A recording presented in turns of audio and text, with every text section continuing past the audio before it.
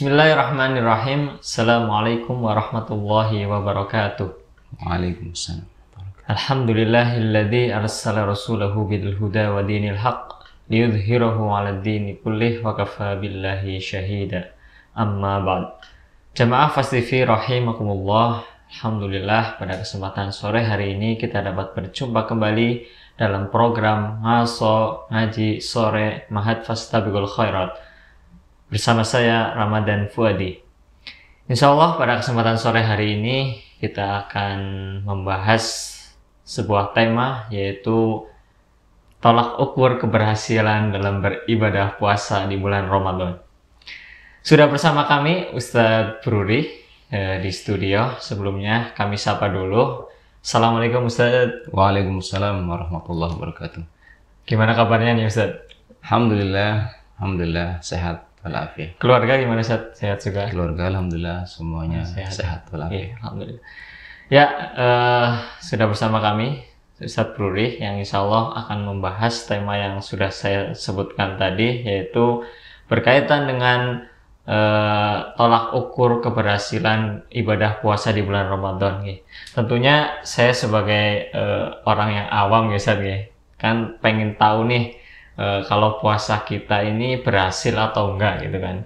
Kalau masalah diterima kan itu tentu hak dari Allah ya Dada.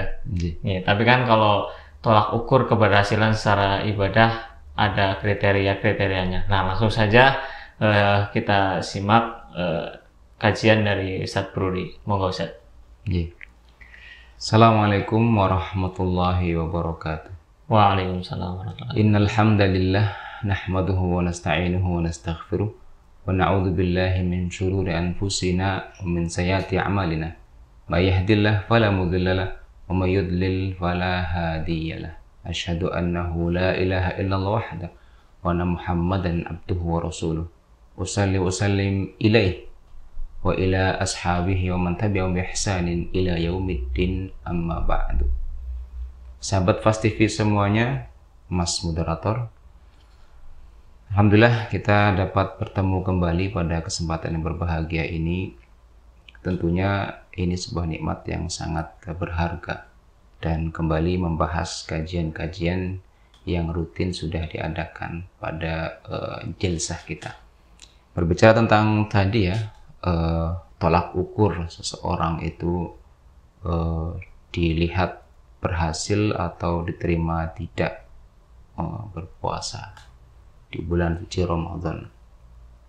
Maka tentu yang mengerti diterima tidaknya Allah, tapi kan ada tanda-tanda atau clue begitu ya, yang Allah berikan melalui tentu ayat yang sudah sangat familiar dan selalu kita dengar, yaitu dalam surat Al-Baqarah Allah mengatakan, ya ayyuhalladzina amanu kutiba alaikumussyama kama kutiba alal ladzina min qablikum la'allakum tattaqun. Kutiba alaikumussyam.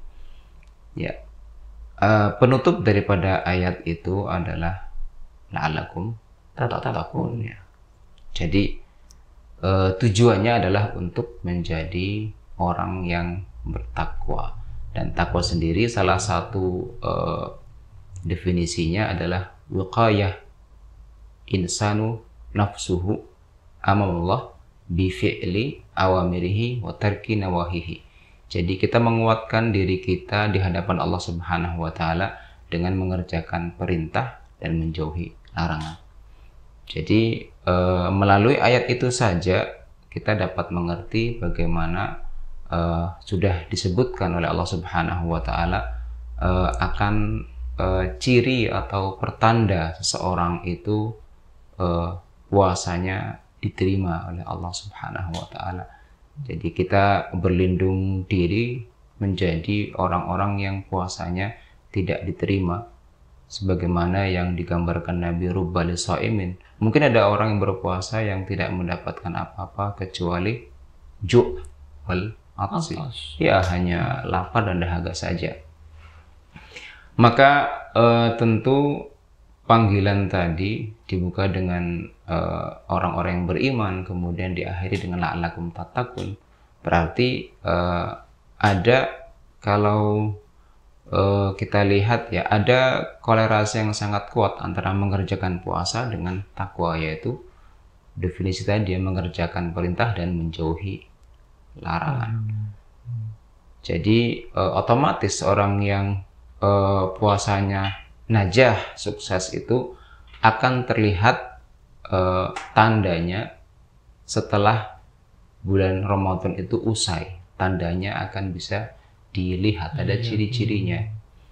Tentu ada perubahan-perubahannya. Maka benar salafus saleh menyebutkan dan ulama menyebutkan Ramadan itu sejatinya adalah madrasah untuk kita semuanya. Dia betul-betul madrasah.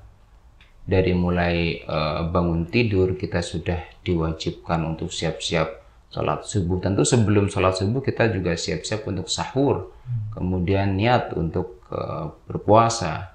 Kemudian sholat subuh. Kemudian perbanyak membaca Al-Quran dan sebagainya. Tentu ini semuanya adalah madrasah atau sekolah untuk ke jiwa kita, untuk menguatkan kembali diri kita. Jadi memang kalau mau melihat bingkai puasa yang sesungguhnya, maka harus dalam sudut pandangnya orang yang beriman, sudut pandangnya. Orang kalau cinta dengan pekerjaan, profesinya entah itu profesi pandai besi atau profesi mebel, maka sudut pandang kecintaannya harus kecintaan ya pandai besi dan mebel tadi. Tidak mungkin kemudian dokter melihat profesi mebel itu menarik buat dia, nah dia tidak suka. Pun sama dengan pandai besi, sama, semuanya memiliki sudut pandang masing-masing. Seperti halnya orang yang memiliki hobi menerbangkan merpati, dia berkilo-kilometer berkilo-kilometer jalan ia tempuh begitu ya, untuk hanya satu tujuannya menerbangkan merpati. Bagi saya yang tidak suka, saya melihatnya ada kerjaan, Betul. tidak memiliki manfaat sama sekali, malah buang-buang waktu. Tapi dia lakukan itu dan berhari-hari dan mengatakan ini hobi saya, kan begitu. Meskipun diri belakangnya nanti ada tujuan finansial karena ada mungkin sebagian perjudian, ya itu sudah beda masalah. Tapi kalau hanya hobi saja selama tidak bertentangan dengan syariat, silahkan. Nah, semuanya memiliki sudut pandang masing-masing. Hobi tadi ada sudut pandangnya, tapi profesi pun ada sudut pandangnya. Maka manfaat berpuasa tidak akan mungkin dimengerti sudut pandangnya kecuali orang yang beriman. Maka yang dipanggil ya hanya orang yang beriman. Yang tidak beriman silakan minggir, tidak usah berpuasa, nggak masalah, kan begitu.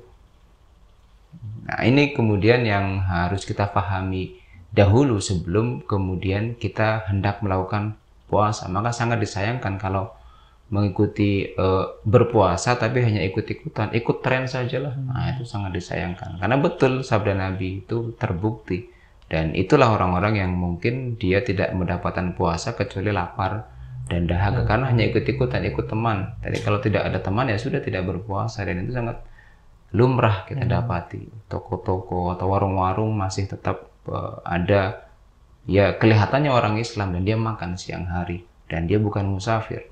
Nah, itu kan hal yang sangat disayangkan.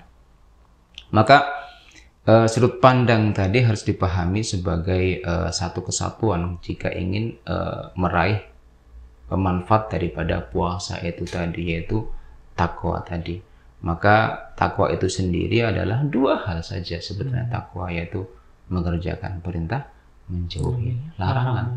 Hanya itu saja sebetulnya. Maka orang yang setelah berpuasa dia dua hal ini dia tepat, dia jalankan semuanya, maka tolak ukurnya dua sudah, yaitu dia tambah rajin dan tambah tidak suka mendekati kemaksiatan dan kemungkaran. Dalam ayat itu sudah Allah betul-betul ya gambarkan kepada kita semuanya bahwasanya kehendak Allah mewajibkan orang-orang itu berpuasa, orang iman berpuasa, maka tujuannya hanya untuk mereka menjadi takwa. Takwa dalam artian sesungguhnya, yaitu di bulan suci Ramadan dia bertakwa, setelahnya pun bertakwa. Karena kalau kita lihat hadis Nabi Muhammad SAW, amalan yang paling disukai Allah, habbul amalilallah, itu kan adwa muha, yang sering dilakukan walau kana qal, walaupun sedikit tapi sering, konsisten. Nah, itulah yang disukai, berarti Allah mencintai hambanya yang konsisten, memiliki konsistensi dalam beribadah. Jadi kita harus memilih satu ibadah sunnah selain wajib. Wajib tentu kita konsisten, tapi sunnah kan hal yang berbeda. Kita memilih satu ibadah yang betul-betul tidak akan kita tinggalkan ibadah itu. Nah, itu akan menjadi syarat Allah mencintai kita. Jadi sebetulnya dalam bertakwa tadi ya memang Allah menghendaki manusia untuk bertakwa melalui puasa tadi. Makanya kan ada kata-kata la'alla. Apa la'alla artinya, Mas? La'alla itu agar kalian. Berarti Allah berharap kepada manusia. Tapi kalau kita tinjauannya ada orang yang tidak suka dengan Islam, masa katanya Tuhan tidak boleh berharap pada manusia? Ini gimana penjelasannya itu? Makanya Qurtubi dalam tafsirnya mengatakan taraja atau harapan ini bukan Allah berharap pada manusia, tapi manusia berharap pada diri mereka sendiri. Jadi harapannya pada diri mereka sendiri adalah Allahum, yani maksudnya agar mereka, maksudnya kamu wahai manusia berharap pada diri kamu sendiri untuk menjadi orang yang bertakwa. Itu harapan yang harus kita serahkan, kita yakinkan diri kita ketika berpuasa. Saya berharap setelah ini menjadi orang yang pribadi lebih baik, karena kita sekarang ini sedang masuk dalam madrasah tadi, madrasah imaniyah, madrasah atau sekolah untuk menguatkan ketakwaan dan keimanan kita di hadapan Allah Subhanahu wa taala. Itu harapannya, dan jika setelahnya kita menjadi pribadi yang lebih baik, maka itu tanda-tanda bahwasanya sesuai dengan SOP begitu ya. SOP Allah begitu ya. Iya. SOP-nya kan berarti kan iman, yang dipanggil orang beriman, kemudian berpuasa dan takwa. Itu kan SOP-nya begitu, ada hasilnya. Ada SOP juga rupanya Allah kalau kita teliti kembali ya. SOP-nya kan berarti dia ingin selalu mengerjakan perbuatan baik dan meninggalkan kemungkaran. Itu yang Allah mau dari manusia. Menggunakan kata-kata la'alla, tetapi la'alla di sini maksudnya adalah la'alla antum tarjuna li anfusikum. Kalian berharap untuk diri kalian sendiri, karena puasa itu sama sekali Allah tidak butuhkan. Yang butuh manusia. Meskipun Allah mengatakan ana adzibi, aku akan mengasih pahala kepada orang yang berpuasa, dan tidak disebutkan pahalanya apa. Akan tetapi Allah sama sekali tidak membutuhkan ibadah dan puasa kita semuanya. Dan itu pun berlaku untuk segala ibadah sebenarnya. Nah, karena segala ibadah pun Allah syariatkan untuk kebaikan manusia sendiri, karena Allah tidak butuh pujian dan lain-lain gitu ya tadi. Laras betul, Allah sama sekali membutuhkan hambanya, tapi kita yang membutuhkan. Jadi syariat ini pun didesain, disyariatkan, diturunkan, diajarkan Nabi Muhammad, dicontohkan begitu ya, shollu kama ra'aitumuni usolli, kan itu kan qudwah. Rasul langsung menunjukkan begini loh cara sholat dari mulai awal sampai akhir. Kalau kita teliti kembali itu kan sholat semuanya rangkaiannya kan doa semua, memuji, untuk menunjukkan bahwasanya kita itu betul-betul ihtiqar, membutuhkan Allah Subhanahu wa taala, untuk menunjukkan bahwasanya kita adalah hambanya, untuk menunjukkan bahwasanya kita membutuhkan cinta dan kasih sayang Allah Subhanahu wa taala. Semuanya itu menunjukkan bahwasanya syariat Allah ini agar manusia menjadi pribadi yang baik.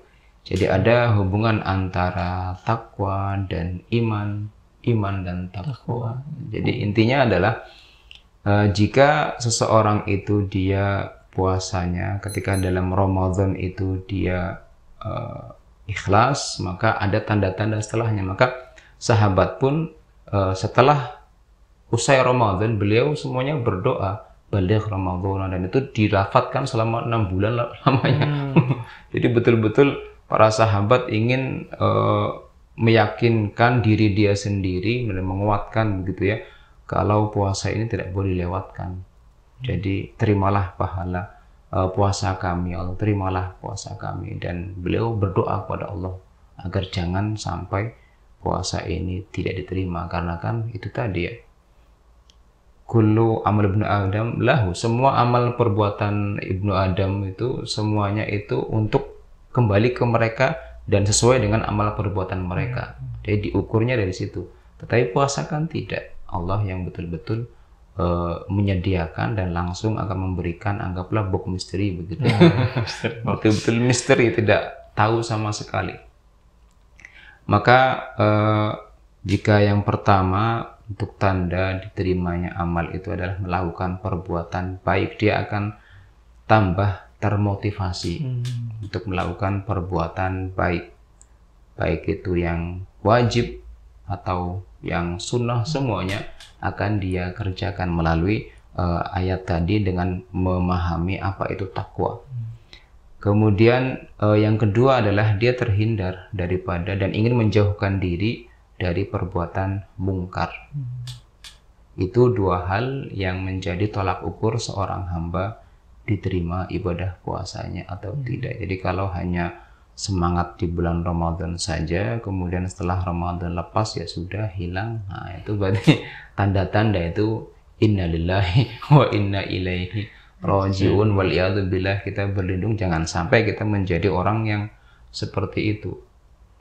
Maka memang meminta diri kita untuk selalu bertakwa itu juga penting, harus kita minta kepada Allah untuk selalu diberikan ketakwaan kepada diri kita ini. Maka memang kalau dibuka ayat itu dengan seruan panggilan untuk orang-orang yang beriman, maka ada kaitannya antara iman dan takwa. Kalau ini kan ayat ini berarti kita berpuasa untuk meningkatkan keimanan. Tapi ada yang bertanya, kalau meningkatkan keimanan dengan ketakwaan itu bisa tidak dibalik ya? Bisa tidak? Meningkatkan keimanan dengan ketakwaan. Itu kan juga hal yang perlu ditelaah kembali. Kalau biasanya kan mari kita tingkatkan iman kita dengan mengerjakan perintah kan begitu.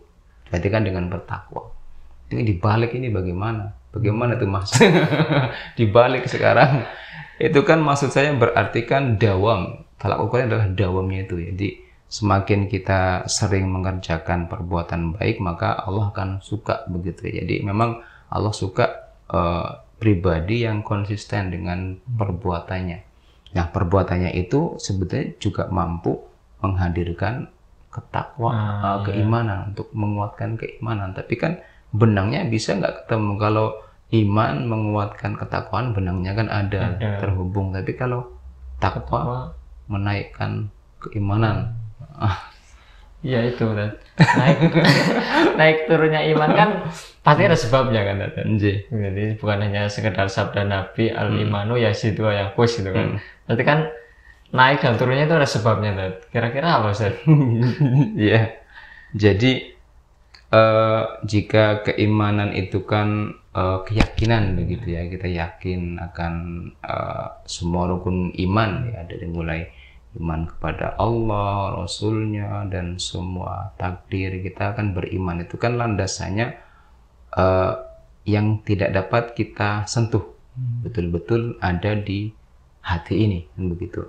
Adapun takwa itu sendiri perbuatan, semuanya kan jawarih, berarti semuanya yang tampak, sholat, tidak kan begitu.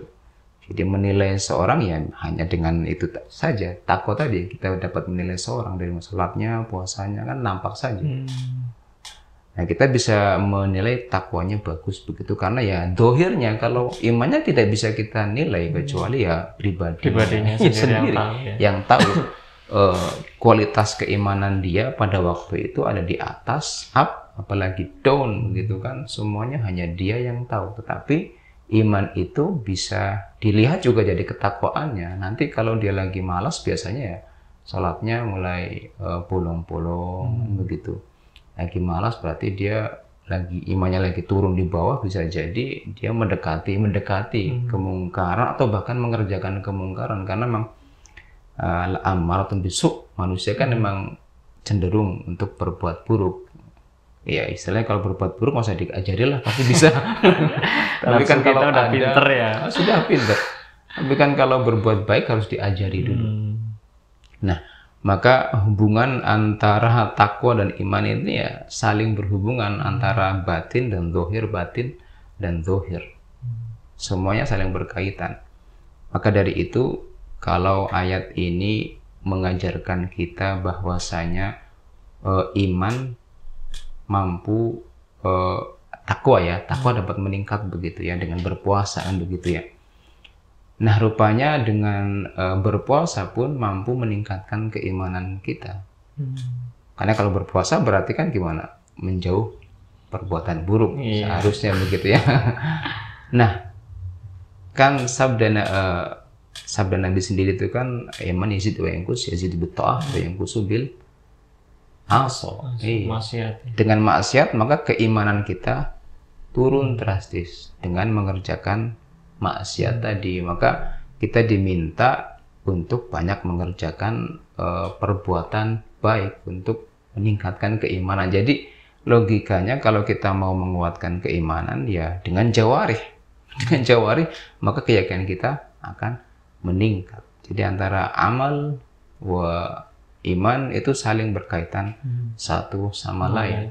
Ya, jadi memang hal ini yang terkadang mungkin tidak difahami dengan baik. Dipikir antara takwa dan iman itu hal yang sama. Padahal kan memang, tapi saling berkaitan iya. Tetapi kalau dibilang sama juga tidak.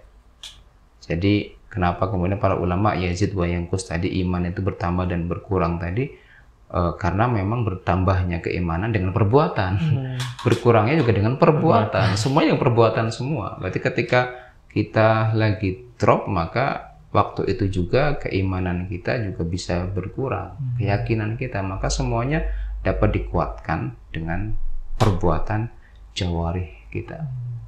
Dengan jawarih, minta ampun dari lisan dulu, minta ampun. Maka Nabi saja dalam sebuah riwayat, ana astaghfirullah sab'ina marrah wa ziyadah, kata Nabi Muhammad. Saya kata Nabi ya, itu minta ampun kepada Allah dan beristighfar begitu 70 kali lah dalam sehari 24 jam.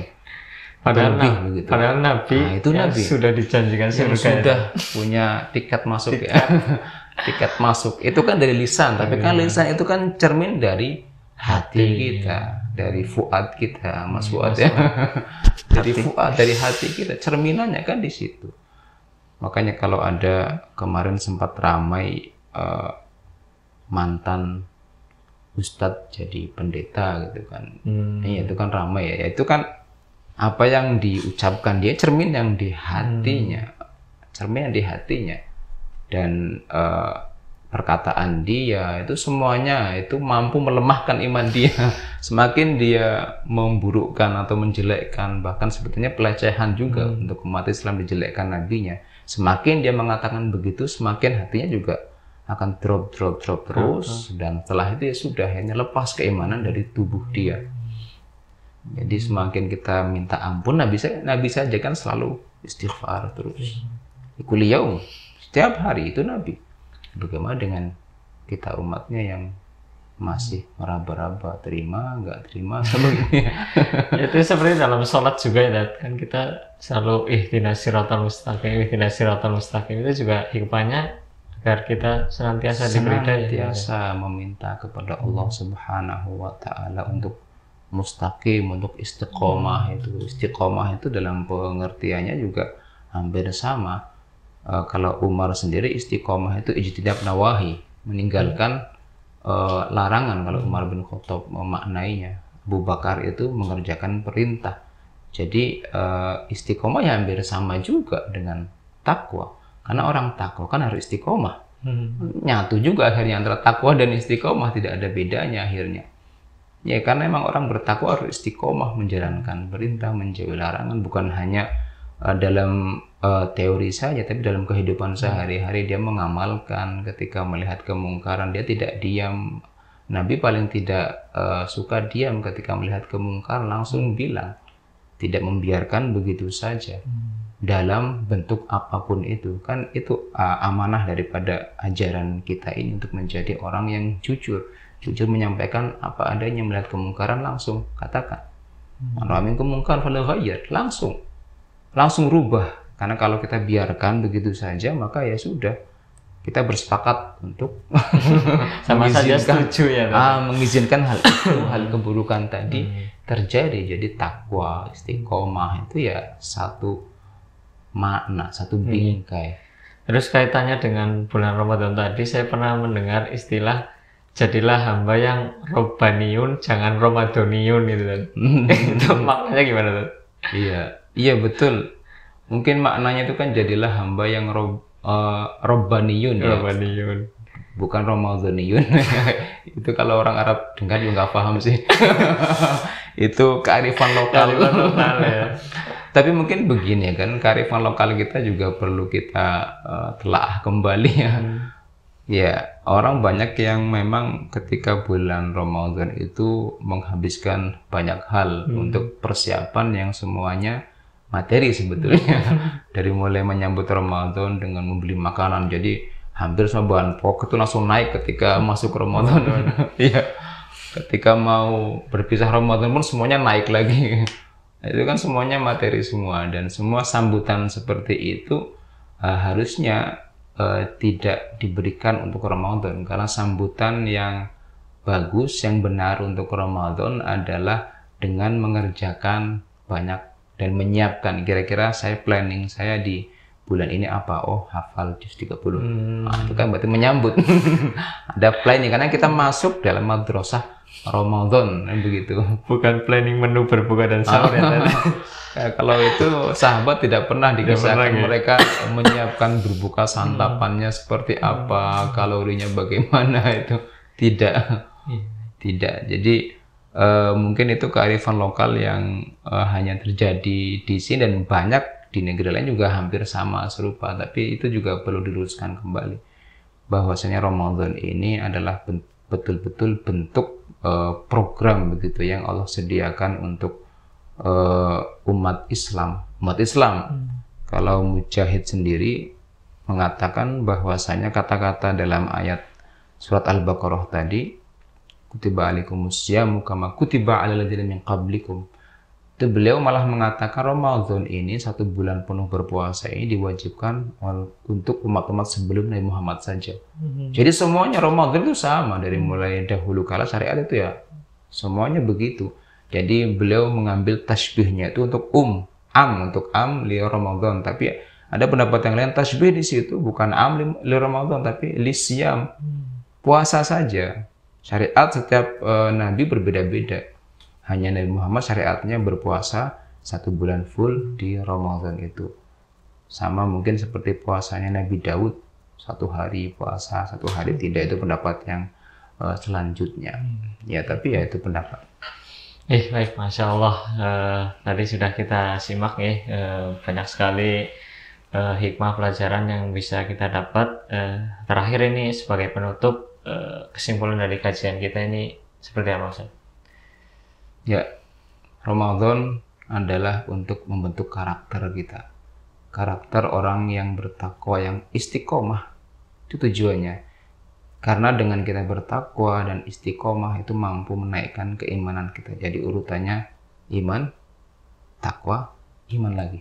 Kan begitu. Karena iman itu naik dan turun, maka Allah memanggil orang beriman. Ini ada obat, ada pil. Apa obatnya? Takwa. Dan takwa itu kamu mampu menaikkan keimanan kamu.